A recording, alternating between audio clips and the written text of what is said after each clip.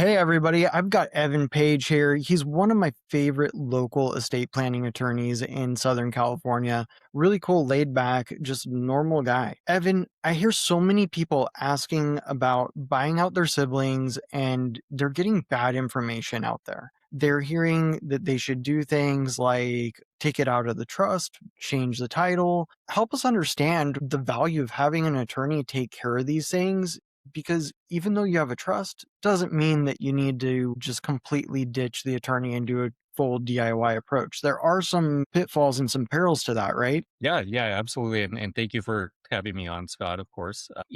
A trust by itself usually isn't good enough, right? So that's where, when the time comes, usually mom or dad or both parents have passed, and one of the kids is looking to buy out the other siblings. Usually there's more than two siblings, even. So there's a number of parties here involved. It needs to be done properly, really, to avoid property tax reassessment issues, because oftentimes this is a property that was mom and dad's primary residence, and it's one of the children who may already be living there, right? They don't own the Mhm. property, they lived with mom or dad, or they want to move back home to the family home. And there's some special exclusions there where we can avoid a property tax reassessment under Prop 13 or Prop 19, but we need to be careful about that in terms of how that transaction is structured, because I guarantee you the county, the state, they're going to look at that. They're going to look at how that transfer occurred. And if they're given the opportunity, they're going to reassess. They want,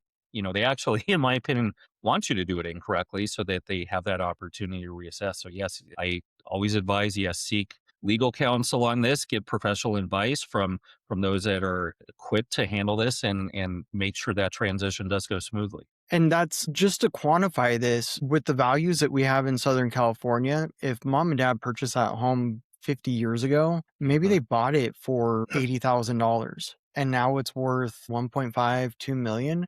The appreciation's been astounding. And without that protection for the property taxes, people are looking at an increase of, $10, $12,000 per year in property taxes alone, which is an extra $1,000 per month in that example for Mhm. their monthly expenses. And that changes affordability profoundly for people that think that securing housing and the only option to do so is by Mhm. moving into their inherited home. Exactly. Yeah, exactly. From a quantity standpoint, what if this is $15,000 a year extra in property taxes?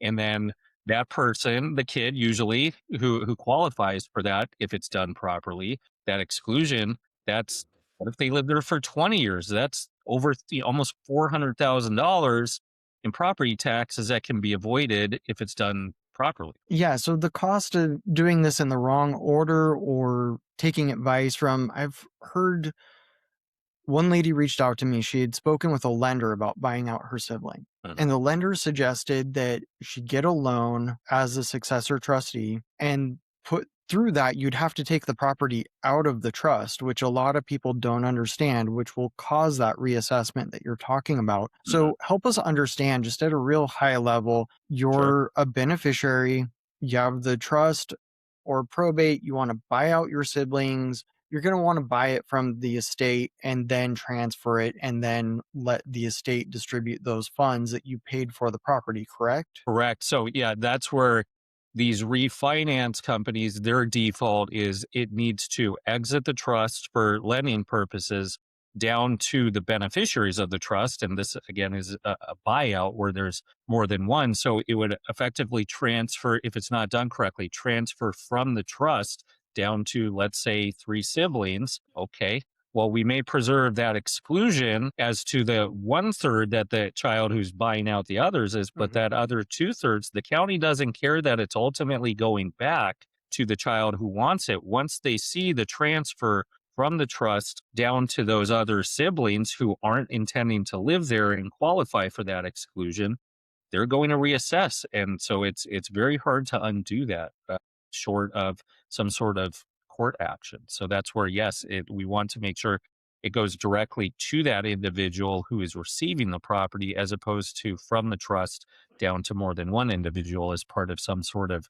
refinance through the successor trustee. And it's effectively like you're selling the property, you're just selling it from the trust to a beneficiary, correct? So what happens? We hear so many people saying, or I should say, I hear it, I'm sure you do too, but they're the successor trustee and they want Mhm. to buy out the home from the other beneficiaries. And that's a big red flag to a lot of people. Help us understand why that's a red flag in legal perspective. Sure. So that's where if that buyout's going to occur, and we hear that all the time, and there's actually disagreements over whether that should happen or not. But if the parties or the beneficiaries here do agree, that's where let's make sure it's done correctly. Let's get a proper appraisal done on the property. We can't rely on Zillow as some sort of accurate value of what this home's worth. We can't look back at that years down the road. So we want the parties to agree in writing. So, essentially getting some appraisals here, coming up with a settlement agreement of sorts, really just an agreement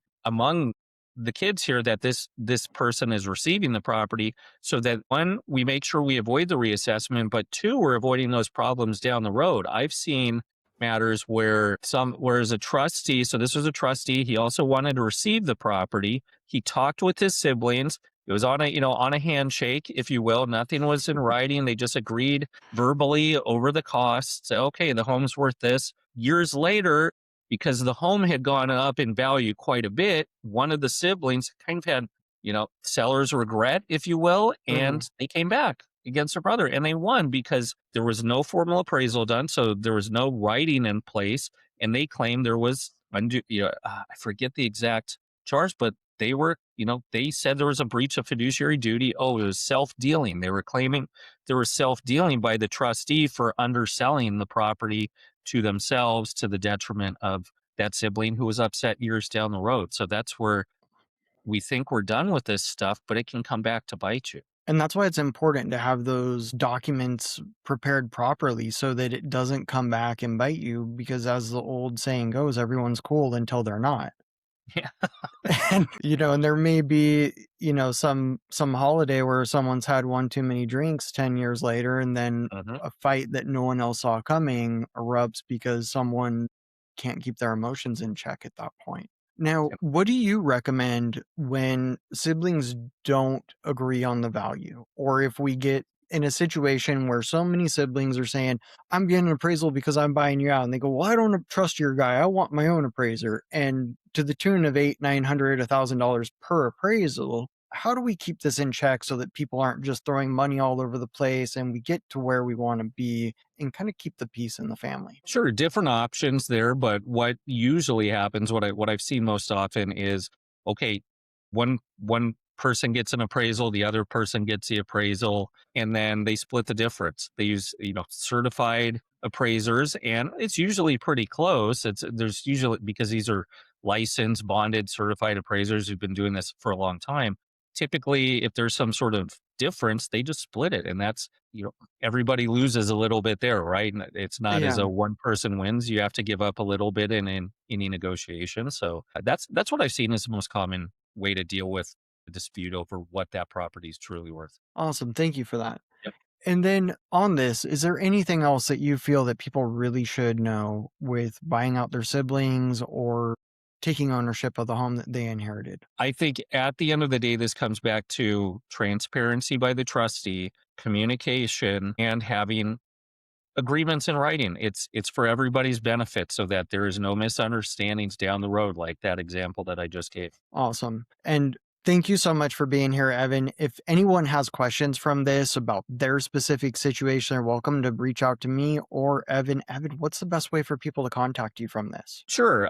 My firm name is Afadi and Page. We're located in San Juan Capistrano. We service all throughout California, Southern California mainly, but we help clients throughout California. And our webpage is www.afadipage.com. So it's super easy for you to find. Just scroll down, click that link to get in touch with Evan.